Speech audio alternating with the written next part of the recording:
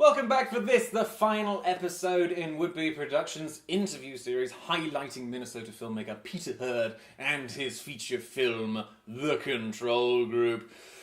Last week we talked about the horrible horrors of the horror genre and why it serves as a crucial stepping stone in the filmmaking industry. This week, Peter will talk about the pros and cons of hiring a big name, be it a stuntman, prop guy, or an actor embedded in the genre of the film. Let's watch.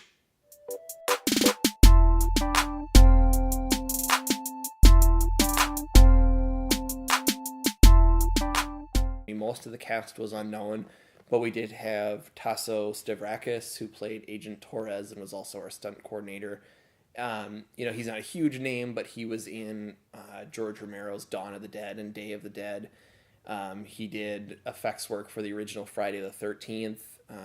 He's been kind of Tom Savini's effects and stunt partner for a lot of time. So he's been involved in a lot of horror productions. And that was interesting to me because he was involved in those older classic horror movies that I grew up watching. And then he did a very similar role on my movie in that he was the stunt coordinator. He was an actor, but he really doubled for almost everyone. He was pretty much our only stunt guy.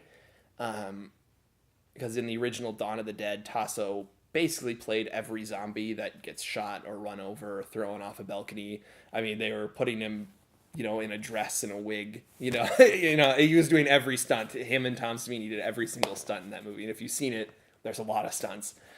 And there's a lot of stunts in our movie too. And it was, again, mostly Tasso. A little bit easier because the crow people, the villainous henchmen, wear these full body suits with masks and gloves and everything that cover every inch of their body. So it's not as noticeable that almost all of those crow people are the same person when they're being shot or stabbed or thrown down a flight of stairs. It's very easy to just change the mask or change the costume, and suddenly it's a different character and nobody would know.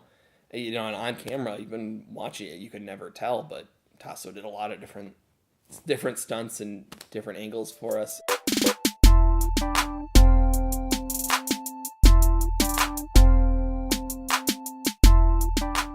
Brad Dourif was our big name for this movie. He's a horror legend, general film legend, going back to the 70s when he was in One Flew Over the Cuckoo's Nest, for which he was nominated for an Oscar when he was very young.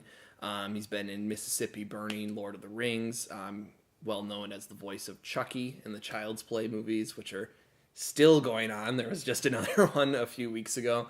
A lot of other, probably hundreds of movies by this point, and many of them horror. That's kind of what he's become known for.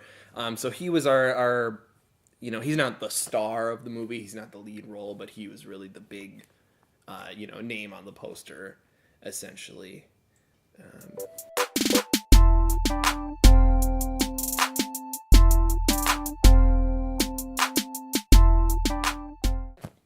It was really just with the script, brief description of the role. It was actually, I don't want to get into it too much, but it was kind of a funny exchange up front. It was like I found his agent online, and, I led with passion again. And I just said, here's the script, here's my idea, here's the role, here's why I'm excited about it. I talked about my passion for it, and his agent wrote me back an email that said, make an offer. Yeah, no period at the end, no like nothing, just 3 words, make an offer. So I did, and then we were really talking once there's actually money on the table. Then an agent is your best friend. Until then, they're kind of there to keep you out.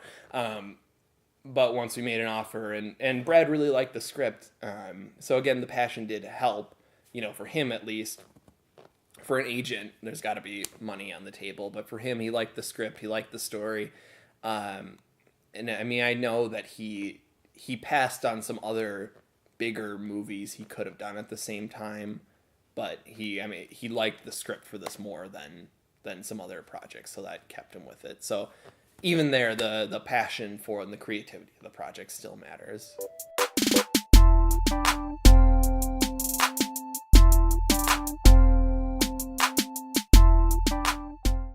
Basically to legitimize it, make it stand out. There's so many straight to DVD horror movies that don't have any names. You know, you flip through Redbox, flip through Amazon, you know, and all you're going to see is that little, you know, cover image of it, you know, with just the title on a picture. And most of these low budget horror movies, that's all you see. It's just a title, some kind of graphic, and that's it.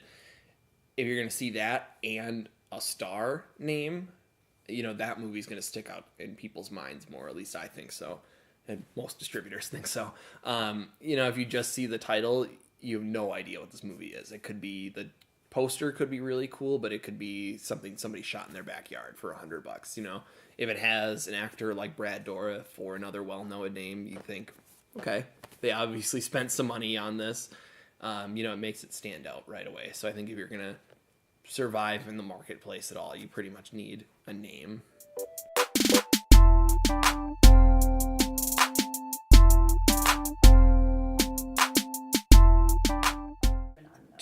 Generally, if you're going to get any kind of known actor, prepare to pay them, just speaking generally across all low-budget productions. If you're going to any kind of name and the rest of the cast is going to be unknown, your one name actor is going to cost more than the rest of the cast combined. Probably a lot more. Sometimes, for some movies, this wasn't the case for the Control Group, but sometimes your star is a huge portion of the budget. Sometimes it's half. You know, a lot of Sci-Fi Channel originals, those are $1 million and $300,000 goes to the star. You know, some movies are $250,000 and $50,000 goes to the star. And it wasn't that big of a percentage for us, but you're paying more for them than any other one element of the movie. I'll put it that way. Well, this concludes Would Be Productions interview series. Thank you so much for watching. We're probably going to do another one of these again. It was really good fun, so stay tuned. We'll see you again soon.